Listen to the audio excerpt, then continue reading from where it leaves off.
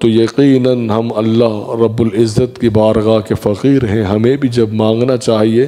تو یہ ذہن میں رکھنا چاہیے کہ ہم اپنے رب سے مانگ رہے ہیں. اور مانگتے وقت اگر چند آنسو اگر آنکھوں سے جاری ہو جائے، آنسو اگر بہہ جائے، آنکھوں سے آنسو نکل آئے، تو یقیناً ان آنسوؤں کی اللہ کی بارگاہ میں بڑی قیمت ہے. اور اللہ تعالی اس طرح سے مانگنے والوں کو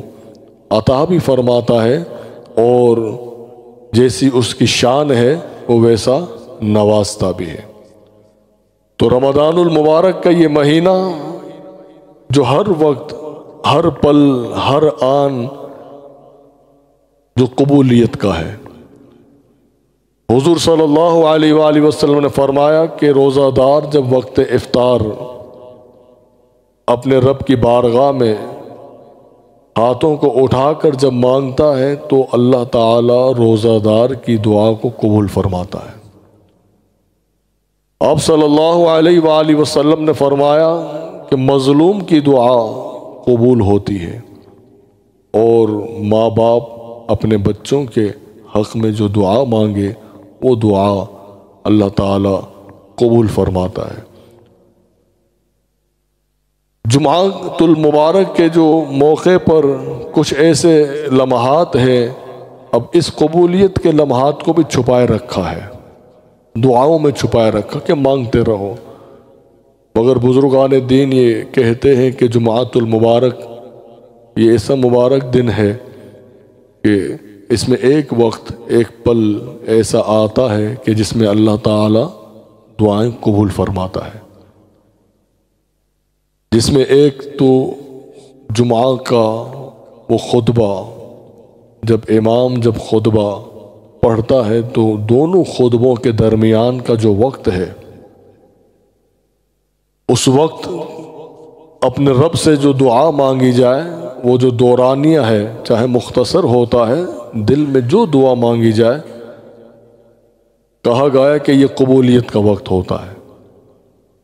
کہ جو دعا مانگی جائے اللہ تعالی قبول فرماتا ہے. اور دوسرا وقت نماز عصر سے مغرب تک کا جو وقت ہے، یہی وہ وقت ہے جس وقت میں ہم اور آپ اس وقت اللہ کی بارگاہ میں حاضر ہیں. اسی وقت میں ایک لمحہ ہے کہ جس لمحے میں اللہ تعالی سے کوئی اللہ کا بندہ ہاتھوں کو اٹھا کر مانگ لے تو اس وقت بھی اللہ تعالی دعاؤں کو قبول فرماتا ہے، کیونکہ یہ وہ وقت ہے عصر کا کہ جس کا ذکر اللہ تعالی نے قرآن کریم میں فرمایا ہے، والعصر ان الانسان لفی خسر. تو اس سے مراد بھی اسی وقت کو لیا گیا ہے. اور جمعۃ المبارک کے موقع پر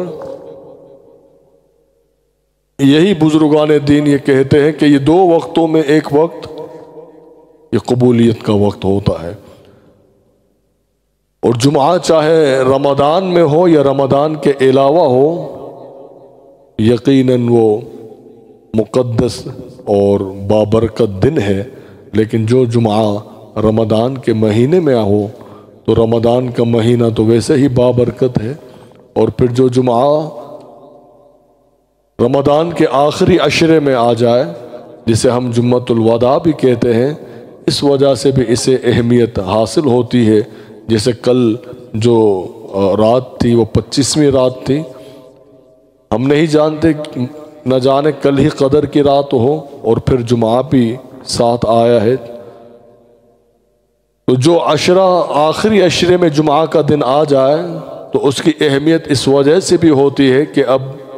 یہ آخری رمضان کے ایام ہے، آخری عشرہ کے جو دونوں عشروں کا یہ سردار ہے. اس میں اللہ تعالی اب جو ہے یہ فیصلے فرما رہا ہوتا ہے، جہنم سے آزادی جسے چاہتا ہے وہ عطا فرما رہا ہوتا ہے، وہ اسی عشرے میں ہو رہا ہوتا ہے. اللہ کی جانب سے اب اعلان ہو رہے ہوتے ہیں.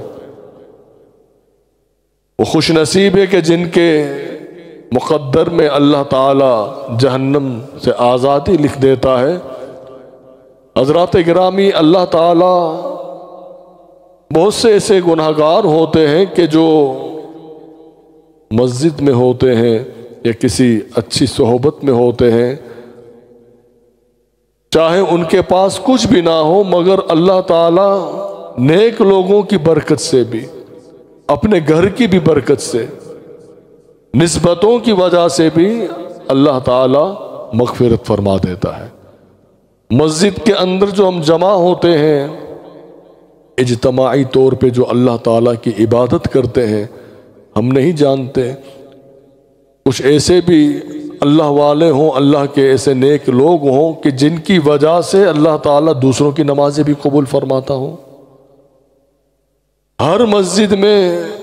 اس طرح کے لوگ ہوتے ہیں، کیونکہ جہاں پر 40 مومن ہوں تو ان 40 مومنین میں ایک اللہ تعالیٰ کا ایسا بندہ بھی ہوتا ہے کہ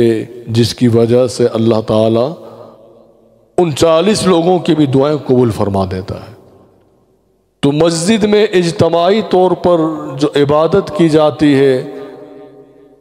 یا ایسے مقام پر کہ جہاں ایک ساتھ جمع ہو اور پھر دعا کی جاتی ہو، تو یقیناً کچھ اللہ تعالیٰ کے ایسے نیک بندے ہوتے ہیں، کچھ ایسے اللہ والے ہوتے ہیں کہ اللہ تعالیٰ ان کی صحبت، ان کی نسبت کی وجہ سے بھی اللہ تعالیٰ گناہ گاروں کی دعائیں قبول فرما لیتا ہے۔ گناہ گاروں پر بھی اپنا کرم فرما کر انہیں بھی جہنم سے آزادی